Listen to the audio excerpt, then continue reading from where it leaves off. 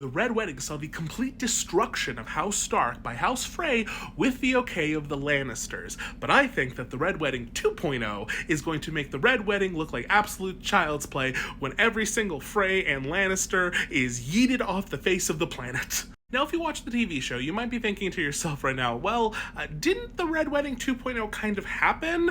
Because Arya went and, took out House Frey, she fed some people some pies made of other people, and it was a whole to-do. And sure, that wasn't a wedding per se, but it got the job done, so isn't that the Red Wedding 2.0? Not really. Because the thing you need to understand with that particular plot line is I think they were actually combining several events into one convenient plot device that allowed them to, deal with House Frey as a whole and give us our Arya's back in Westeros reveal. So in actuality, I think the two events that they combined, one of them was the Red Wedding 2.0, what will happen in future iterations of the books, and then an event that already has taken place and has been lovingly described, or called, I should say, Frey Pie.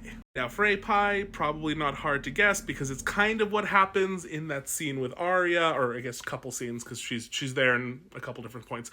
But basically, some Freys are probably baked into some pies, and then some other Freys eat them, and they don't know.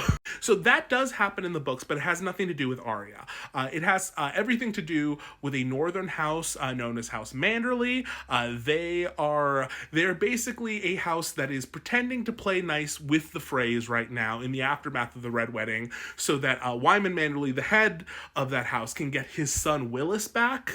Because after the Red Wedding, anyone who wasn't, right away, they were captured and basically held prisoner as captives so that the northern houses would now play nice in the aftermath. Obviously, they're not going to want to risk any of their family members who might have survived the Red Wedding, so that is why, you have all of these northern houses suddenly listening to the Boltons and the Freys. So it's at a big feast where Wyman Manderley is trying to, pretend to play nice with the Freys that he goes on and on about these pork pies that are so good, they're so tasty, and hey, every Frey who's here, I really hope you're eating them because I made them special just for you. Which, okay, that's kind of weird. But also remember that at this same time, there are several Freys who have gone missing, and no one knows where they are, and the other Freys who are, with the Manderleys right now keep accusing them, being like, I think you had something to do with the disappearance. And Wyman's like, I don't know what you're talking about. Anyway, want some more pie? So that's part one of what I think got combined into that Arya scene. And then part two is going to be the Red Wedding 2.0. It's an event that hasn't taken place yet, but a lot of people theorize will in a future book, probably Winds of Winter. And it's nicknamed Red Wedding 2.0 because it's literally going to be a repeat of the Red Wedding, but in reverse. Why do people think this? Well, there are several elements kind of all just hanging around the Riverlands, which are ripe for disaster when they all crash together. The first is Lady Stoneheart, Catelyn Stark, and the Brotherhood Without Banners. So you'll remember the Brotherhood Without Banners, they're like the kind of like outlaw group that's running around the Riverlands, and they are taking out, initially at least, they're taking out anyone who's kind of harming the small folk. So whether they are Lannisters, whether they're Starks, it doesn't really matter to them because their goal is to protect the small folk. They're led by Beric Dondarrion. He was the guy with the eye patch who kept getting resurrected. But hey, after the Red Wedding, when they find Catelyn Stark's body, Beric Dondarrion basically gives her the kiss of life, and she is resurrected, and Beric passes in a true ending.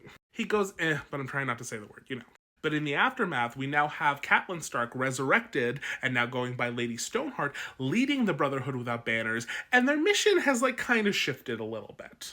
Whereas before, the goal was protecting the small folk. Now, under the control of Lady Stoneheart, it seems to be more in line with getting revenge or, basically taking care of the people that harmed her and her family. I.e., Freys and Lannisters. Freys and Lannisters are disappearing left and right in the Riverlands because Lady Stoneheart and the Brotherhood are going ham. And while that's all we really see at the moment, there is the distinct possibility that something a little more organized is happening. These aren't just one-offs where they're just picking off who they can, but this is targeted with goals in mind and an ultimate big payoff, i.e. Red Wedding 2.0. Whose wedding would it be that would draw the attention of Lady Stoneheart and the Brotherhood? Well, there is a prominent Lannister, Davin or Davin. I actually don't know how to say his name. I'm going to say Davin. So Davin Lannister is one of the higher-ups now with Tywin gone, with, Jaime's in the Kingsguard, Cersei is doing her own thing, and so Davin has been named Warden of the West, the position that Tywin used to have, instead of Kevin Lannister, because Cersei was angry at him. Now, Davin has been promised to a Frey girl. We don't know which. He kind of has the option to pick his own.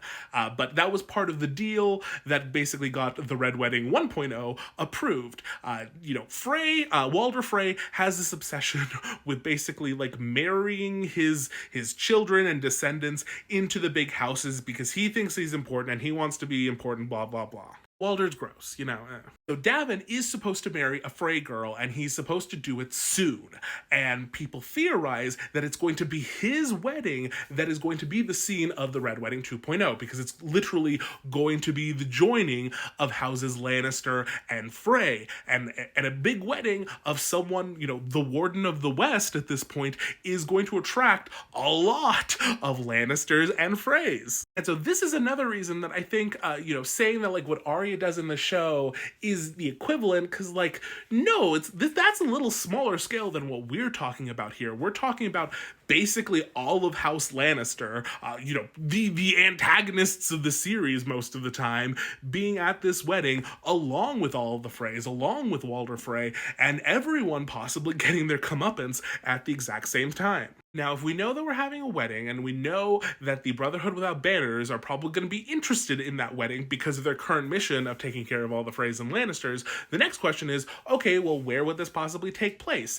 And a lot of the signs, in my opinion, and a lot of the internets, I don't exist in a bubble, but the signs point to Riverrun specifically. Now, the Red Wedding, you'll remember, happened at the Twins, the seat of House Frey, and Riverrun is the seat of House Tully. Remember, Catelyn Tully originally. Now she's Catelyn Stark, and actually now she's Lady Stoneheart, but you get my point. Now, while there's several locations that could be the location of a Red Wedding 2.0, I do think that Riverrun is the likeliest candidate for a number of reasons. The biggest one being there's lots of little foreshadowings and seeds being planted around it. So besides Davin and his future Frey wife, the other big Frey Lannister duo are Emmon Frey and Jenna Lannister. Jenna Lannister is Tywin Lannister's younger sister. She is a queen. We absolutely adore her. She is the best Lannister. I will hear no arguments had, okay? But anyway, Jenna Lannister is Tywin's younger sister. She's amazing. She is unfortunately, though, married to Emmon Frey, one of Walder Frey's sons. He isn't great. He's like a little Weasley man, and Jenna walks all over him, and it's very fun. But in the aftermath of the Tullys basically being stripped of their castle, their rights, their lands, etc., all of that, Riverrun included, their big seat, has been gifted to Emmon Frey and Jenna Lannister.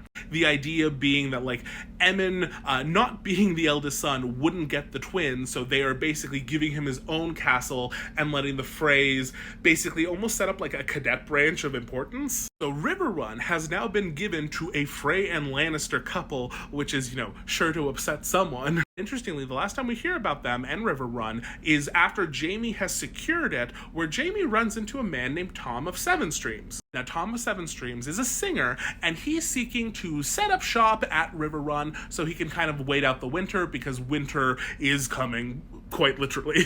And so he talks to Jaime about it, and Jaime's like, hey, just make sure that you make Jenna happy, my aunt. She's the one you need to impress, and then you'll be fine to be able to stay here, probably. The only issue is Tom of Seven Streams is in the Brotherhood Without Banners. We meet him before, we see him, and it's very obvious to most people that he is infiltrating Riverrun. Why?